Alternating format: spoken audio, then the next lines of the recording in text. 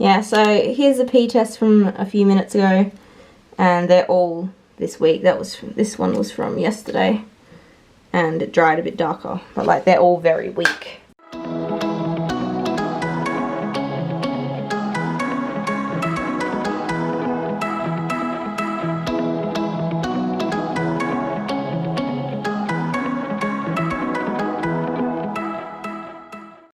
Oh dear. What? Up. Oh, okay. Good morning, peoples. We are in my laundry. This is my washing. Actually, this is my dryer. The washing machine's down here. But that's because this is where I do my pee testing. Yes, this is a trying to conceive update on, oh, his knee just cracked, on what has been happening. We obviously haven't gotten anywhere. I haven't even ovulated. So basically, when I got my stick out, I should have ovulated pretty soon. I'm gonna lift you guys up because I can't see yous. I should have ovulated pretty soon after. Now you guys are too tall. I can't win. Not the most amazing angle, but that's fine. Oh, I should have ovulated. I did not. I should have got my period about 2 weeks, or like pretty much straight after the implant was out. Within 7 to 14 days is average. And I still don't have it. It's been way over a month now. So I spoke to the doctor. Oh, you guys don't even know about, okay, so once I got my implant out, obviously you guys, well, maybe not, you might just be watching this video, but if you watch one of my previous videos, it was basically I got a positive pregnancy test 6 days after getting the implant out or something like that, and we hadn't done the deed. So that was interesting, and I continuously got on and off positives for 2 weeks or so, which is not normal. Even on Implanon, that should not be normal. So that was weird, and no one really knows what caused it. Google says that there's like different things that might cause it, one of which is cysts on your ovaries, which I've had before. So maybe there's a cyst there, I hope not, but the positive lines have now gone away. Why am I so breathless today? But yeah, so we don't know what was going on there, but I'm not pregnant, obviously. And I also haven't ovulated. I was taking ovulation tests literally daily once I got my implant out, but then after a month I was just like, this is ridiculous. I don't feel like I'm gonna ovulate ever. So I've cut it down to like every couple of days just to make sure I don't miss my ovulation, but they're consistently very like low LH. So I obviously haven't ovulated, I haven't gotten my period, nothing is happening. I spoke to the doctor Luke normally sees, because my doctor, she's female and she's great with kids, but she's also booked out a lot. So I don't mind speaking to the male doctor. I just mainly want the female for pap smears and stuff like that, if you know what I mean. I spoke to him and he's basically said that it might be because I'm breastfeeding. 15 months postpartum, you'd expect to have your period back in most circumstances. Hayden's dropped to 1 or 2 feeds a day now, so it's like, should definitely, my period should be returning, really. It might be breastfeeding, there is a chance, but the doctor says it shouldn't be causing me amenorrhea, or whatever you call it. Okay, everyone can just see my toilet, so it's just not consistently trying to open the door. But yeah, so my periods should be back. There's a chance it might be because I'm breastfeeding that they haven't returned and I'm not ovulating, but that chance is, so much for the door being open, that chance is dwindling by the day, literally. Because I've had endometriosis in the past, which can cause periods to go wacky and not appear and disappear and all sorts of things. Wow, you keep shutting it, sir. There's a chance it's my endometriosis causing issues. Oh my goodness, sir. You're so loud. Let's go somewhere else. Alrighty then. Oh, did I sit on your hand? I'm sorry, darling. What's the matter? Do you want something to eat? Yeah? Okay, let's go get something quick. Quick. Oh, damn it. And this video was meant to be like super quick, sharp, not hard to edit, because I was just going to say what I needed to say. That was it. And I should have known that it would never turn out like that. The doctor wants me to wait just under 2 months now. But originally it was 2 to 3 months to see if I get my period, and then if I don't, I'm going to go back to him for a reassessment. Unless I get any symptoms of endometriosis in the meantime, in which case I'll go back to him sooner, but so far I've been good. I got a little bit of like period cramping here and there. I call it period cramping because it's like cramping in my uterus, which I associate with periods and pregnancy, and it's like a very distinct feeling. But I've had little twinges of that, and that's it. So I don't know what's happening. In the meantime, I am doing all the natural at home, they're not really natural, but the other ways you can try to jumpstart your ovulation at home. One of which is just making sure I'm eating enough and drinking enough, which is the one I'm failing at. I need to drink more water. So obviously my body is sustaining Hayden, so if it's not ovulating because I'm still sustaining him, if I eat heaps, it's meant to basically trick my body into thinking, oh, I can easily I can easily support a new growing infant in my womb whilst also feeding myself and Hayden. Not for you, Luka. Here you go, monkey. So just making sure I'm eating a lot and making sure it's good. Obviously I sort of fail at that one, but you just hit your eye, didn't you? You okay? Like, even if I want to eat something that's not that great, I'll make sure I have a cup of vegetables beforehand. But yeah, I'm doing that. I'm also taking a bunch of supplements. My blood tests came back. Luka, don't touch. Oh, get your finger out the dog's ass. Oh, my blood tests came back that I was borderline, like I wasn't low, but if I'm wanting to get pregnant, I need to be a bit higher on my iron, as per usual, and my vitamin D. I'm taking vitamin D, I'm taking iron, I'm taking folate, which obviously most people just take a pregnancy pre-vitamin, but I have really bad chronic... Are you good there? I have really bad chronic constipation, so most pregnancy vitamins have a form of iron that makes my constipation a whole lot worse. So instead I sort of take a couple of different tablets for what I need that is normally just all in the one tablet, so that I can take my iron separate in a form that works for me. So I take my iron in a liquid form, and then I take my folate, my vitamin D, all that in separate tablets. And my DHA, which I take in an omega-3 fish oil capsule that has added DHA in it. I also take probiotic, a pregnancy probiotic, but it's a probiotic for like multiple things. I'm taking evening primrose oil, which in a cycle you're meant to take it up to ovulation and then go back to taking your normal fish oil after ovulation. Obviously I don't know if or when I'm going to ovulate, so that's really hard. And I want the fish oil for DHA, so I'm basically just taking a bit of each, because they're both just basically supplements of oils, and all the omegas in the oils.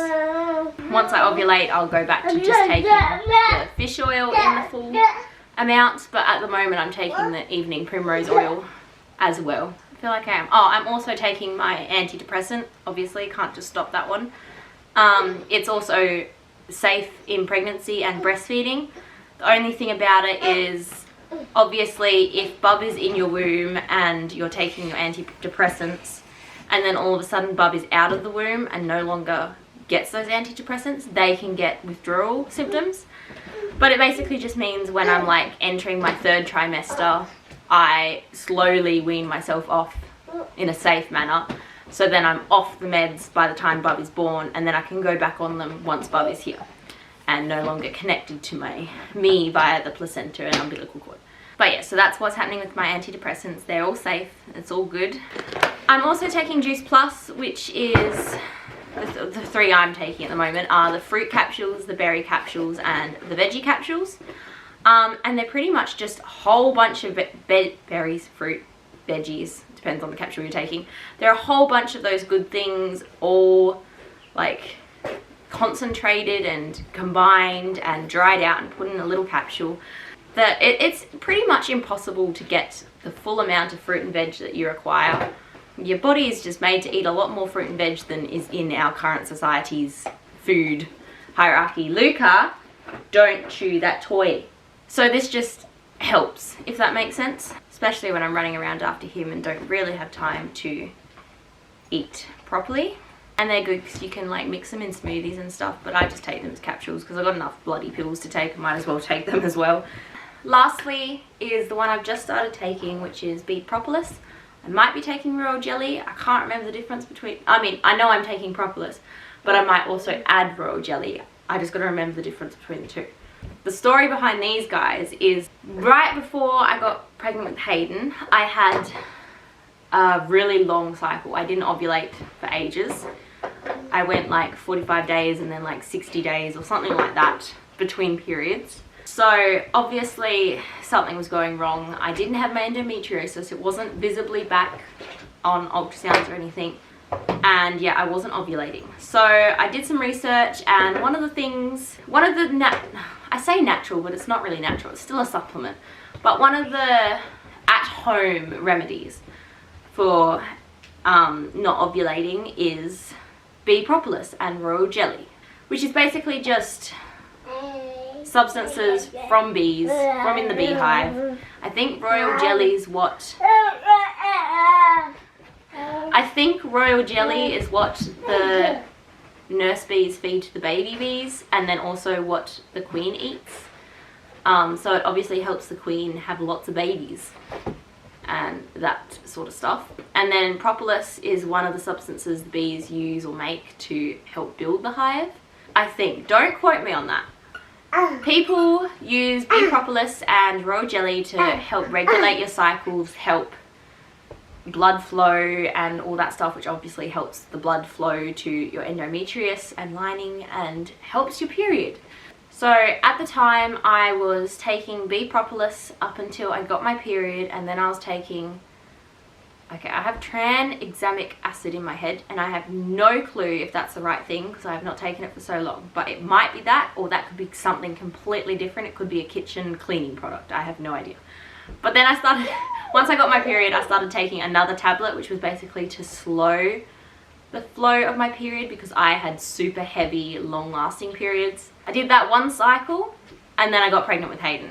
And I wasn't meant to be able to get pregnant with Hayden. I was told I would be infertile and I'd need to seek help once I wanted to have a family because of all my endometriosis and all the scarring on my endometrium and uterus and all that. And then I got pregnant with Hayden. I then later found out that the tablets I was taking, the bee propolis and the royal jelly, are ancient Chinese remedies for infertility and to help you have a baby. It worked in my circumstance. Contemplated taking them again, but I'm breastfeeding, so I was gonna just wait till I stopped breastfeeding before taking them. And then Luke was like, what about, because Luke, the last couple of days especially, has been like, I want to have this baby, what can we do? And he basically was like, what about those tablets you were taking before we got pregnant with Hayden? And I was like, I'll look into them. I found a couple of articles, research studies. Basically 300 milligrams a day for up to 10 months is perfectly fine while breastfeeding, but all the tablets start at 1,000 milligrams. So I went to the pharmacy, the chemist, and basically asked, well, Luke asked because I was too nervous to, if there's any weaker or smaller doses. There was no evidence showing that higher doses were dangerous, but there was only evidence to show that dose as safe, if that makes sense. So it's like 300 milligrams and less a day is safe while breastfeeding. Anything higher than that is possibly safe, but it's not known for certain. And I went to the pharmacist and he was basically like, you can't really overdose on this because the main danger or side effect is an allergic reaction because it's made from bee products and stuff like that. If you're allergic to bees, it can be really dangerous. So the amount doesn't seem to affect it. It's just whether or not you take it and you're allergic. It's basically going to be the same in breast milk as if I had a whole bunch of honey. And I have honey every day on my Weet-Bix, unless I get a random other cereal. Sometimes I get Nesquik or Nutri-Grain. You guys don't really need to know this, but occasionally I get other cereals. But my main go-to is Weet-Bix with a whole bunch of honey on top. I love honey. So obviously Hayden's not allergic to me if I ingest bee products. I ended up getting, I still didn't go for the stronger ones. I went for the weakest one, which was 1,000 milligrams. There was a couple that were 2,000, 3,000, but I went, Luka, get down! Ah, you got me. Oh my God, he's got frozen tea there. He's put it on my leg. So I've just started taking the bee propolis again. Can't remember if I was taking bee propolis and royal jelly or if I was just taking one or the other. So I'll have to find out and look into it a bit more. That's the end of my tablet stories. As for what I'm trying to do, I don't know what this kid's doing.